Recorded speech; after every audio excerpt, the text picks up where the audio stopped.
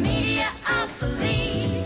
The whole media is controlled by a few corporations thanks to deregulation by the FCC. You mean Disney, Fox, Westinghouse, and good old GE?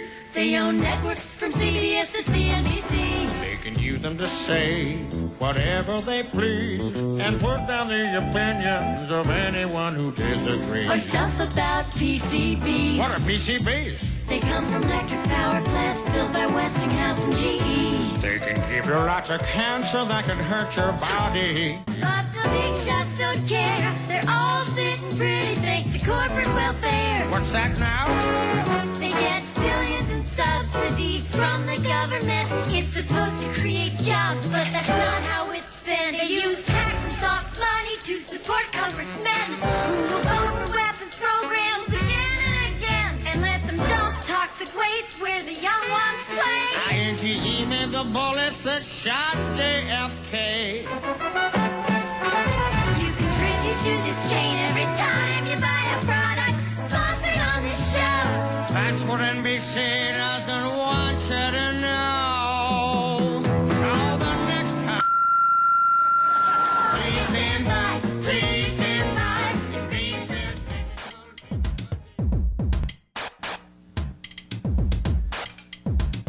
And for those of you who are unaware of this one world government and one world religion, I challenge you to do an internet search on the New World Order. You will be overwhelmed by the amount of people trying to get the word out to the masses. This exemplifies the findings that 87% of the population formulates their belief structure according to other people's ideas.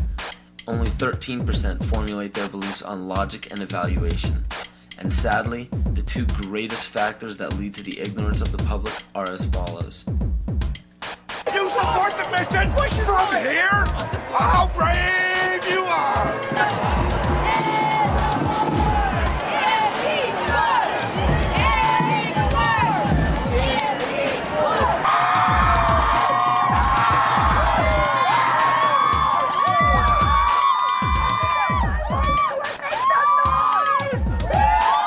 Groupthink.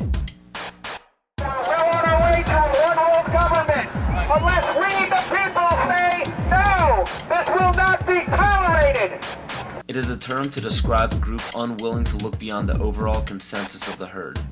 Many times it is out of a lack of drive or ambition to ask original questions to arrive at genuine answers.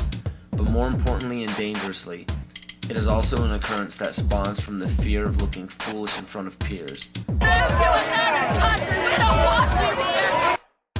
Both religion and politics are forms of groupthink. Words such as patriotism and faith are both fancy words that ultimately mean blind submission. Supposedly, it is considered heresy or unpatriotic to question the words of your leader. So the fear of upsetting the superior higher power has forced the herd to practice groupthink regardless of what it leads to. And one of the greatest examples of groupthink is the stigma given to conspiracy theories. The phrase conspiracy theory gives a distinct impression to the average person.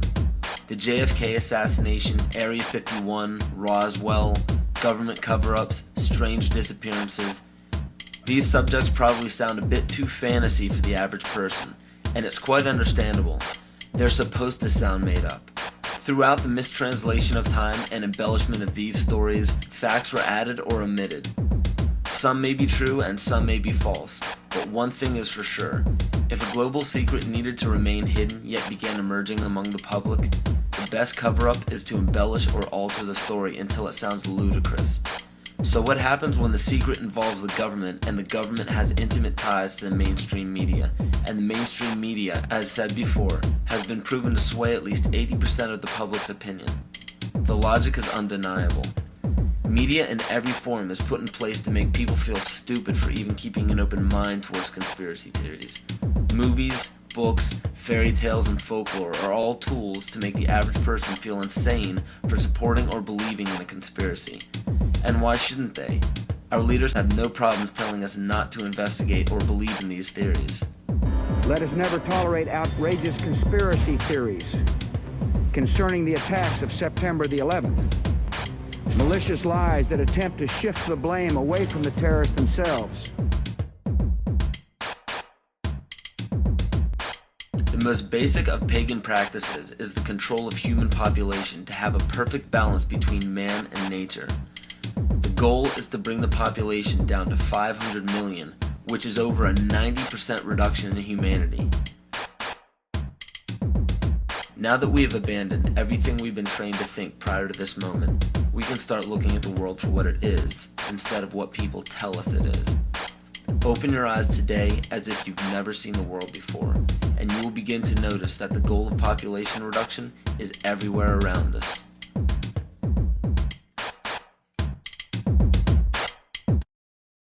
Let me assure you that absolutely nothing that I'm going to tell you is exaggerated, is interpolated, or is imagined. Everything I'm going to tell you is documented.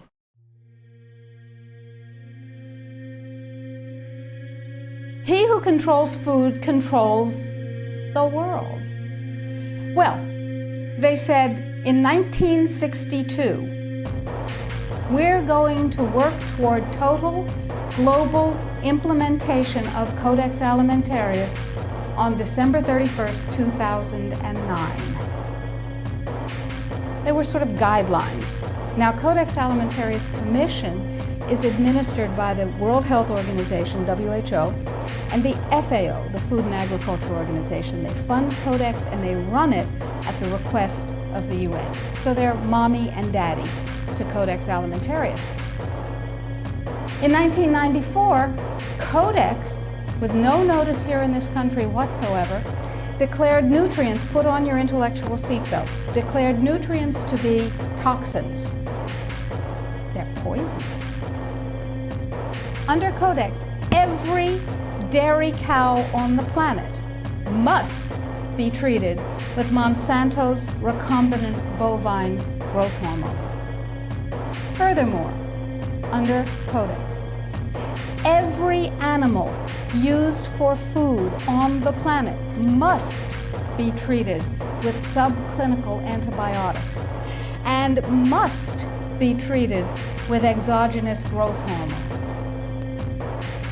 If you do the numbers in the WHO-FAO projections, the epidemiological projections, they estimate, not I, that just the vitamin and mineral guideline alone, when it goes into global implementation on December 31st, 2009, will result in a minimum of 3 billion, that's B, bad, big, billion deaths.